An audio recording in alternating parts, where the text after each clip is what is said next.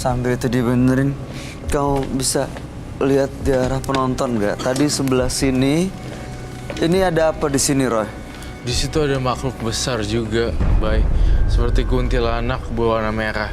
Saya menggambarkannya sebelum dia ke situ. Ini yang kamu gambar ada di sini? Iya, betul sekali, Bay. Lagi ngapain dia di sini?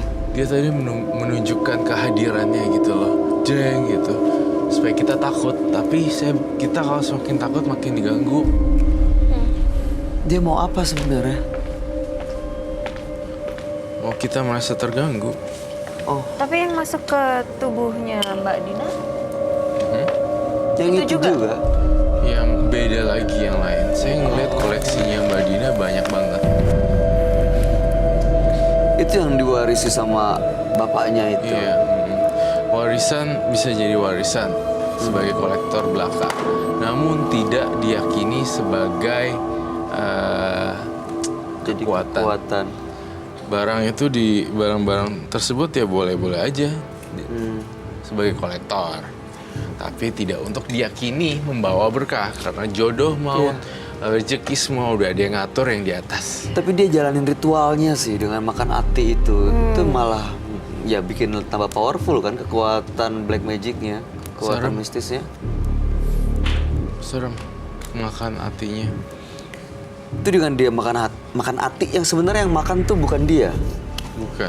Ati itu dimakan sama makhluk. Makhluk-makhluk yang tidak bisa kedetek karena dia bolak-balik pergi ke dukun sana sini. Dari cara berbicaranya, saya merasakan dia adalah udah expert gitu loh dalam nanyain hal-hal. Betul kan seperti itu, Mbak Dina? Iya, Mau minum lagi? nggak cukup. Cukup. Saya pengen tanya Mbak Dina. Unek-unek, saya ngeliat unek-unek di hati kamu. Tapi saya nggak mau ini keluar dari mulut saya. Alangkah lebih bagus kalau unek-unek itu keluar dari mulut kamu. Apa, Roy? Ada apa? Kenapa Mbak Dina? Ya intinya saya pengen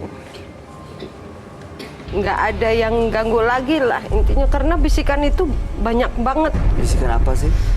Setiap saya sakit hati sama orang, sama siapapun itu, selalu ada bisikan-bisikan yang mengarahkan biar saya harus membalas orang itu.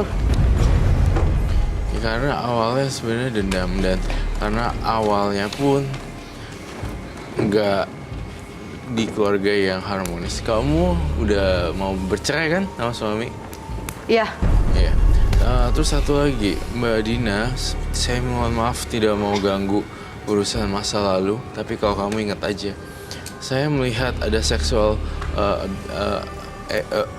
abuse atau sexual harassment ya. Ada pengalaman pahit berhubungan bidang seksual di masa kanak-kanaknya. Pernah dilecehkan gitu atau? Jujur, kamu nggak usah takut. Kamu pakai masker dan nggak ada yang tahu gitu. Pernah mengalami pelecehan seksual?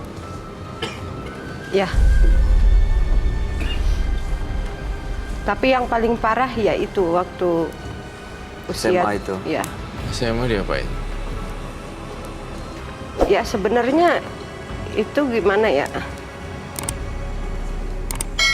Ya diperkosa.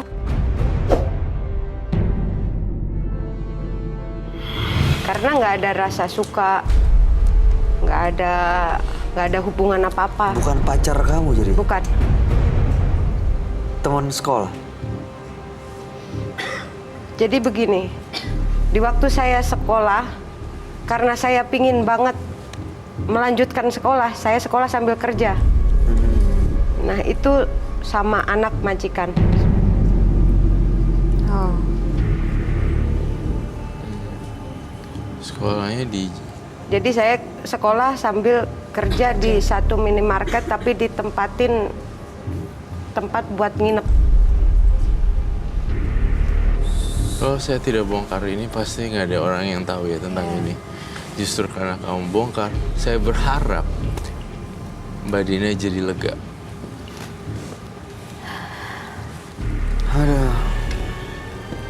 Ini kayaknya karena dia begitu sakit hati, nyimpen dendam begitu dalam, jadi frekuensinya sama dengan makhluk-makhluk halus dan bahkan lebih powerful saat dia makan hati, dan sampai sekarang masih diikutin sama makhluk-makhluk itu, Roy.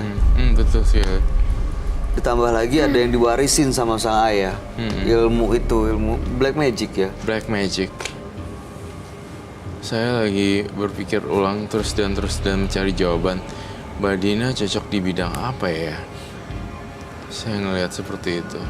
Dalam kepala saya berputar-putar. Kerjaan apa yang cocok dengan Mbak Dina? Saya ngelihat sih sebenarnya bukan di belakang meja ataupun yang boring gitu di kantor. Oh, yang ketemu orang. Iya. Saya lebih lihat Mbak Dina itu cocoknya justru akan besar ketemu orang-orang baru. Di lapangan. Ketemu orang-orang baru di lapangan, even jadi sales promotion, Sales, marketing. ya, marketing gitu. Karena gaya bicaranya pun Iya. secara verbal, konsonan katanya, artikulasi, Iya. semuanya jelas gitu. Iya. SPG. SPG Wow. itu, terus udah gitu, ya itu sih ya. Iya.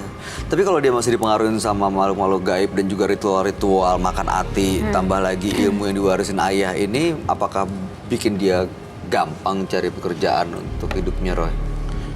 Iya, susah sih. Susah ya. Semoga kuntilanak merahnya pergi jauh-jauh. Saya sih sekarang udah nggak ngeliat kuntilanak merahnya. Oh, udah pergi. Tapi dendamnya dia ini sebenarnya ke siapa sih? Dendamnya ke siapa tuh ditanya? Yang jelas dendam ke laki-laki itu iya. Ayah.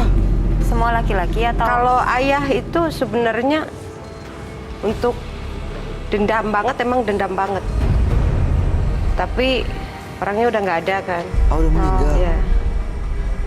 Waktu masih hidup ya tiap saya tuh ditinggalin dari bayi sampai saya mau dibuang ke kali sama mama saya. Karena jadi waktu umur 3 minggu saya ditinggalin sama bapak saya dan bapak saya pun menceraikan mama saya. Dan sampai umur 4 minggu itu baru bapak saya pergi 1 minggu, saya mau dibuang ke kali karena mama saya menyalahkan gara-gara kamu lahir perempuan jadi bapak kamu ninggalin mama gitu. Sampai sekarang pun mama sebenarnya ada di Jakarta. Oh, nggak pernah ketemu lagi? Mama yang nggak mau ketemu. Sebenarnya saya kan kelahiran tuh dari Jawa. Cuman tinggal di Jakarta yaitu karena pengen ketemu mama sebenarnya. Tapi setiap diminta alamat nggak pernah ngasih dan saya pun nggak boleh manggil mama itu dari kecil. Sampai Setiap sekarang. saya manggil mama, pingin kayak anak-anak lain, manggil mama yang punya mama. Lu nggak usah manggil gua mama dah, ntar ketahuan orang-orang gua udah punya anak. Bermula dari yang saya bilang tadi ya, dia tidak dibesarkan dengan cinta kasih dari awal. Iya, dari keluarga. Ya jadi saya dibesarkan sama nenek saya. Dan nenek saya pun sebenarnya latar belakangnya ya mistis. Kehidupan begitu. Nah, jadi nenek saya sama kakek saya itu dari ibu. Dari ibu. Terus Oke. bapak saya terjunnya ya gitu, bergelut di dunia mistis. Nenek saya pun dari keluarga ibu pun begitu. Semuanya mistis guys, itu keturunannya ya. Tapi saya ada diturunin begitu sebenarnya saya nggak mau. Intinya nggak mau aja. Walaupun ada beberapa yang bisa buat nolong orang, tapi saya nggak mau terjun di begitu. Nggak mau karena trauma atau pernah diganggu sama makhluk gaib? Diganggu intinya. Kalau untuk nolong orang sih sebenarnya kalau misalnya kepepet-pepet banget udah kasihan, ngerasa kasihan baru. Tapi kalau misalnya yang keseringannya justru diganggu dengan bisikan-bisikan seperti itu. Ini sekarang masih ada yang bisikin nggak? Nggak ada. Nggak ada kan? Tapi bisikan itu datangnya setiap apa? Tidur kah atau apa? Setiap sakit hati. Jadi kalau saya sakit hati, langsung muncul ada bisikan harus membalas orang itu. Baru saya melakukan ritual tersebut. Ritual tersebut masuk ke hutan-hutan dan gua-gua nggak? Kenapa? Masuk Ritual. ke gua-gua dan Oh, enggak. Saya paling pergi ke salah satu tempat.